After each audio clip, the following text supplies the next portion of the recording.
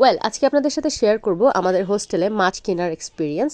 So ফার্স্টে আমরা চলে গেছিলাম নিউ মার্কেটে, যেহেতু এটা আমাদের ক্যাম্পাস থেকে কাছে। সো সেখানে আমরা অনেক রকমের মাছ দেখলাম, বাট আনফর্চুনেটলি আমি সবগুলোর নাম জানি না। কিন্তু আমরা এখান থেকে পাবদা মাছটা কিনি, যেহেতু এটা মোটামুটি রিজনেবল আর কাটাকাটিও সহজ। তারপর আমরা সেখান থেকে চলে গেলাম কাঁচা বাজারে। সেখান থেকে আমরা টমেটো, কাঁচামরিচ, পেঁয়াজ, আলু যা যা লাগে আর কি, ভেজিটেবলস। সো আমি একটা কথা মেনশন করি যে আমাদের এখানে কোয়ান্টিটি খুব কম নিতে হয়, যেহেতু আমাদের এখানে ফ্রিজ নাই। সো আমরা 1 বা 2 দিনের মধ্যে যাইনি, সেটা শেষ করতে হয়। সো এখানে হচ্ছে আমাদের 100 টাকার মাছ, আমরা 7 পিস মাছ পাইছি 100 টাকায়। সো আমি হচ্ছে জানি না আসলে পাবদা মাছ কীভাবে কাটে, বাট কিছু করার নাই, কাটতে তো হবেই। সো আমি ফার্স্টে হচ্ছে মানে আশেপাশের যেগুলো থাকে সেগুলো কাটাকাটি করে, বাট বুঝতেছিলাম যে আসলে কীভাবে কী করব।